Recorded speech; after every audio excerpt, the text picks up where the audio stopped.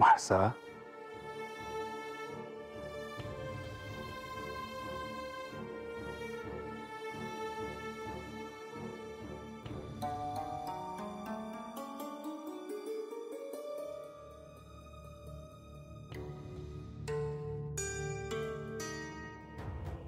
म्हाळसा, काही बोलू नका. मला पाहू द्या तुम्हाला. तुम्ही भयंकर हलाहल प्राशन केले होते, पण कधी मला सांगितले देखील नाही की असे काही घडले होते. म्हाळसा, काय आणि किती सांगायचे? नीळकंठ किती सुंदर नाव आहे, पण त्या नावामागे किती वेदना आहेत. म्हाळसा, तो भूतकाळ आहे. आपल्याला या क्षणात राहून पुढे जायचे आहे. म्हाळसा, हे काय करत आहेस? तुझ्या पूर्वजन्मात तू जे काही केलं आहेस ते देखील तितकंच दिव्य आहे. तेव्हा मला नमस्कार करण्याची काहीच आवश्यकता नाही. मला करावासा वाटला. म्हाळसा, तुझ्या भावना मी समजू शकतो. मला आता एक सांगा, ती श्री महालक्ष्मी देवींची भगिनी. म्हाळसा, थोडा धीर धर.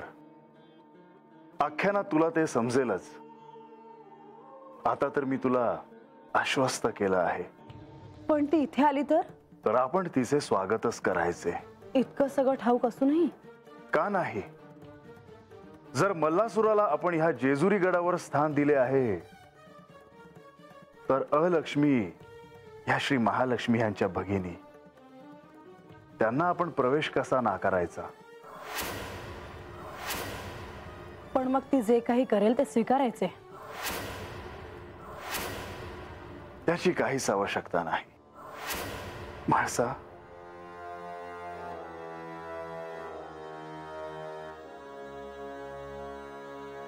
जो तो आपापल्या प्रकृतीनुसार वागत असतो, तसे कार्य करत असतो आणि त्यानुसारच त्याला फळ प्राप्त होते. अलक्ष्मी ह्यांना देखील देवतेचा मान आहे. त्यांच्यात आदिशक्तीचा अंश आहे. म्हाळसा, नवरात्रात नारद मुनीने सांगितलेले आख्यान आठव. तू शब्द स्वरूप आहेस. वेदत्रयी तूच आहेस. 6 ऐश्वर्यांनी युक्त भगवती तूच आहेस. हे देवी, सर्व शास्त्रांचा सार जाणणारी बुद्धी तूच आहेस. दुर्गम भवसागरातून तारणारी नौकारूपी दुर्गा देवी ही तूच आहेस.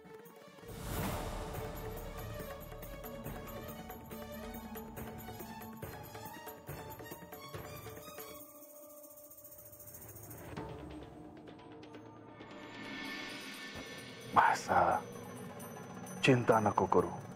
तुम्ही आज माझ्या सोबत राहा. मला खूप अस्वस्थ वाटत आहे.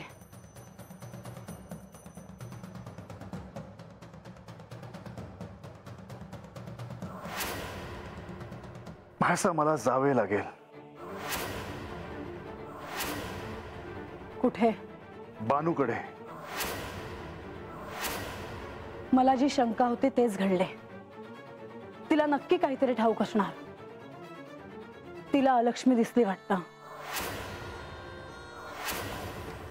म्हाळसा, मी येतो. मला जाणे आवश्यक आहे.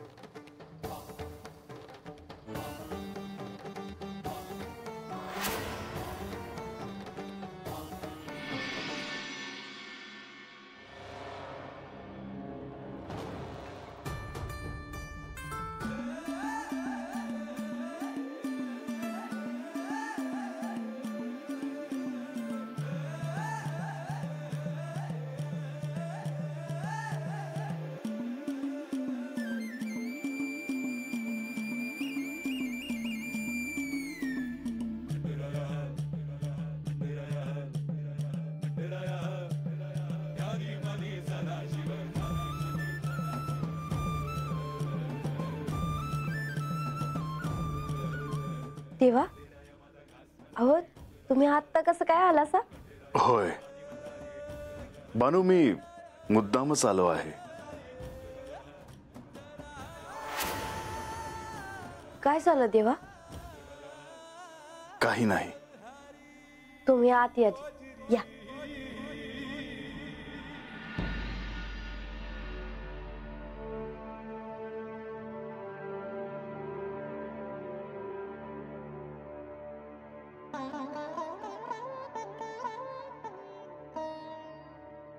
देवा तुम्ही बसा, मी पाणी घेऊन आले.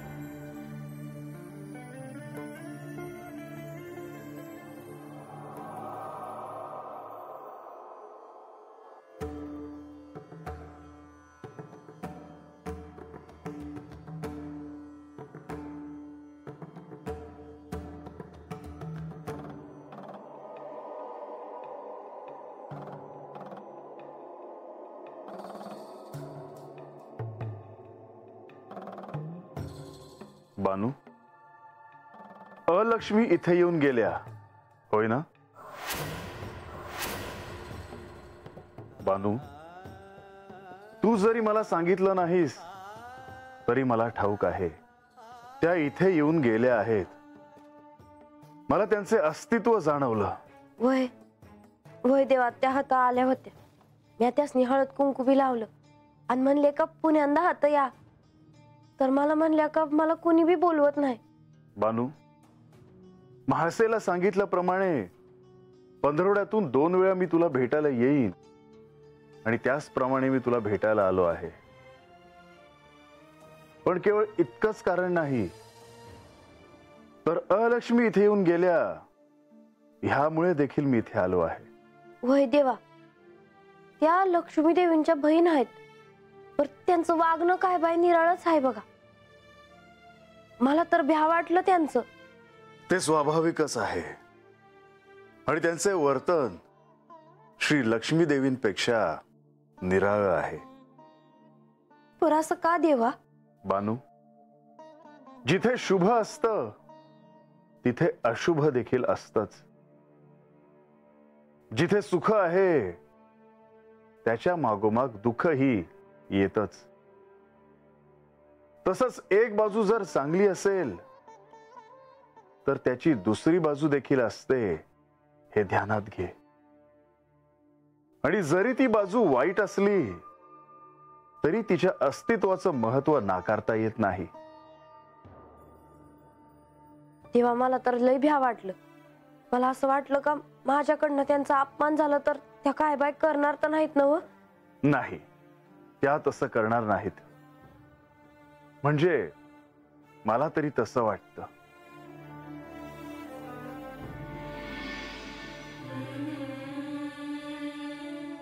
बानू, हे काय करत आहेस? देवा, तुमची सेवा करायला मिळावी. अहो अजून काय हो मला. बानू, उठ. असं नको करू. तू माझी पत्नी आहेस. तुझी जागा माझ्या चरणापाशी नाही. देवा, तुम्ही किती बी म्हणलासा तरी मला ठाव आहे का माझ्यासारख्या भक्तांची जागा ही तुमच्या पायाशीच आहे. आज आख्यानामध्ये ऐकलं आहे ना? आणि श्री महादेवांसमोर होता तो काळा निळा हलाहलाचा डोंब आणि श्री महादेवांनी हलाहल प्राशन केलं.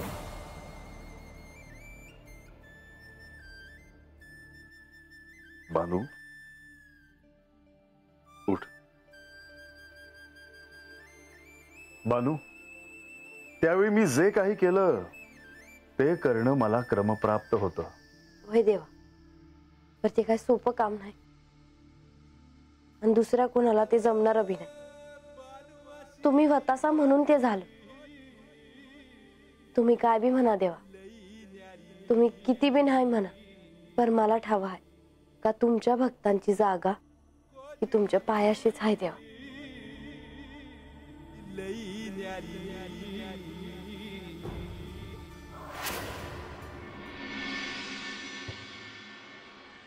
होय ग बानू नव आज काय होणार आहे अचानक?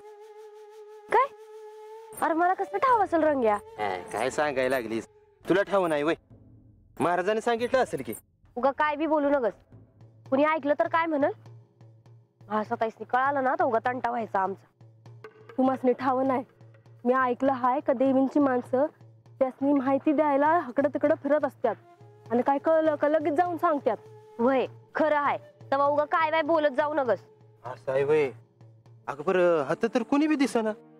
पर ऐकणार तुम्हाला सांगून ऐकणार आहे का? बरं बरं राहिलंय. तुम्ही तर मला येड्यातच काढताय. मला तर असं वाटतंय तुला समज ठाव आहे पर तू आमच्यापासून लपवतीयाच. अरे म्या कशा पहिला पण रंग्या. हा आता काही गोष्टी आहेत ज्या मी तुम्हाला नाही सांगू शकत. पण एक ना एक दिवस तुम्हाला त्या कळणारच आहेत ना. हा ए पर काय ग बानू नव त्या समुद्र मंथनातून एक रत्न बाहेर या लागलंय. लक्ष्मी देवी बाहेर येतील नव? किती विचारताय? त्यांनी सांगितलं नव त्यासने ठाव नाही म्हणून. ए पर कवा येतील लक्ष्मी देवी? मला त्यांच्या पाया पडायचं आहे. आयुष्यात धन मिळाय पाहिजे. काम करा म्हणजे मिळेल धन. असा गप्पा मारून काय होणार नाही. चल चल मोरे चल. तुझ्या आई बापानं हुंडा दिला असता तर असं दिस आलं असतं का? ए चला आता भांडू नका. चला बिगी बिगी. काय काय नाही. आपलं सुरू होते.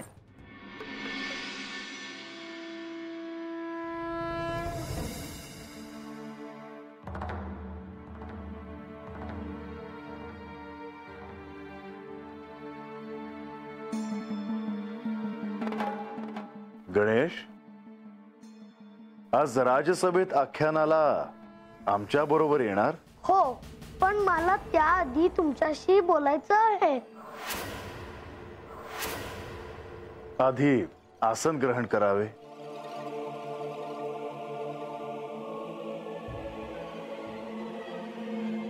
बोलावे. मला असं वाटतं की प्रयत्न करूनही मातेला आणि बाणाईला काहीच उपयोग होत नाहीये. होय गणेश, जे ठरवलं आहे ते घडताना मात्र दिसत नाही. हो, ते तर खरं आहे.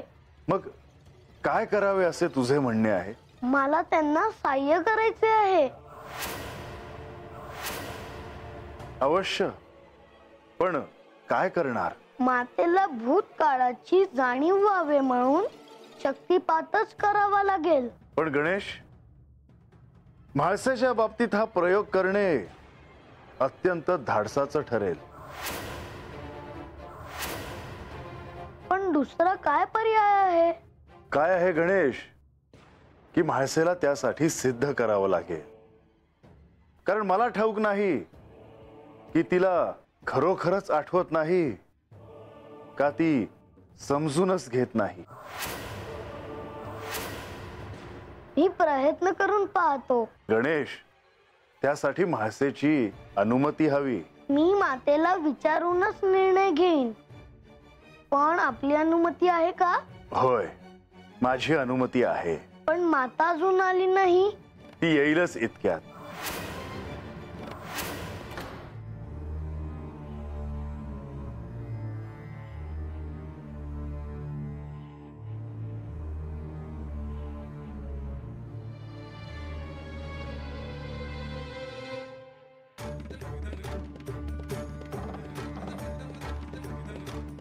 गणेश, तू इथे? मी तुलाच भेटायला आलो होतो. वाटलंच मला. मी नसताना माझ्याविषयी बोलत होतास ना? हो, काय बोलत होतास? तुम्ही सांगा. असं कसं? तू सांग. काय करू? मी सांगू? मी सांगतो. लवकर, कारण राजसभेत सगळे आपली वाट बघत असतील. म्हाळसा, गणेश असं म्हणत आहे की त्याला तुला सहाय्य करायचे आहे.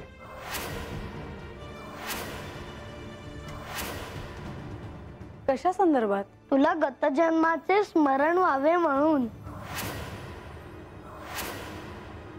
एवढा कसला विचार करते आहेस? ह्यांनी मला आश्वस्त केले आहे की समुद्र मंथनाच्या कथेत श्री महालक्ष्मी देवी आणि श्री विष्णू यांचे मला दर्शन घडेल आणि सत्य कळण्यासाठी ते पुष्कळ आहे. जर ते घडलं नाही तर तू मला सहाय्य कर. असे काय पाहताय? राजसभेत जायला विलंब होतो आहे.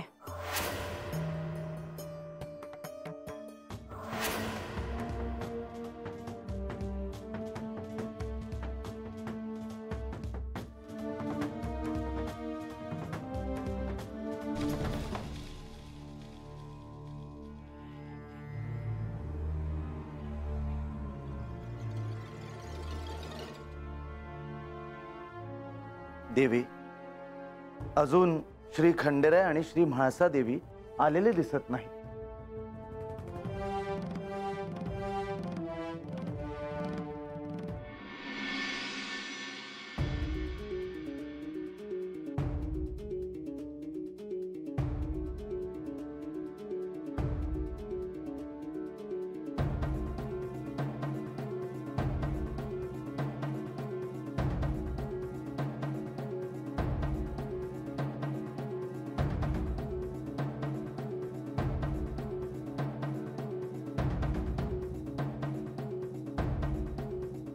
बाणाई, तुला काहीतरी सांगायचे आहे असं स्पष्ट कळतंय.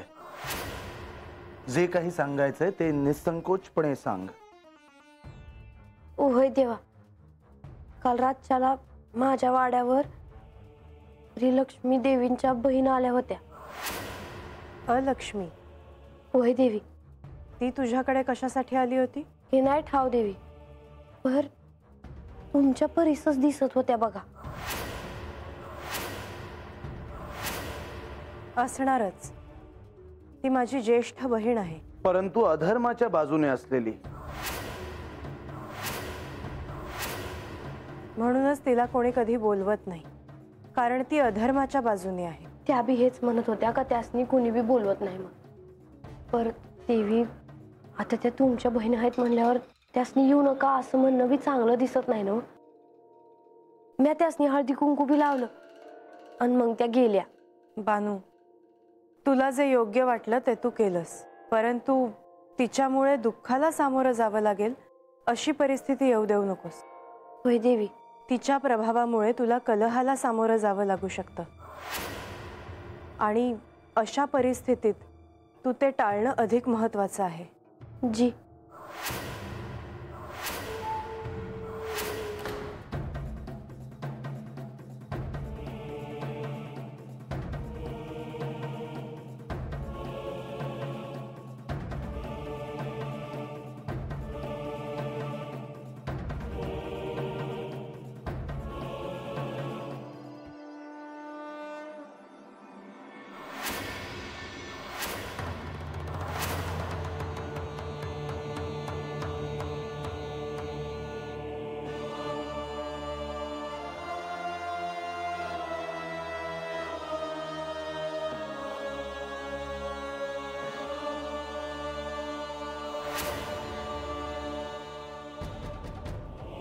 म्हाळसाताई, आज सगळ्यांच्या आधीच हिचं येणं झालेलं दिसतंय.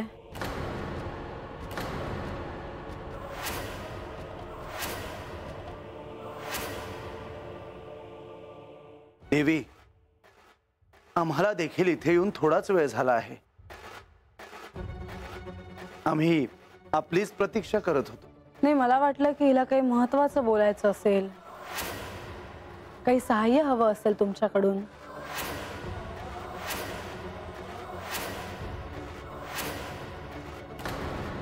तुम्ही चुकीचा अर्थ काढता आहात म्हाळसा. आमच्याकडून काही सहाय्य मिळावं या अपेक्षेने बानू बोलत नव्हती आमच्याशी.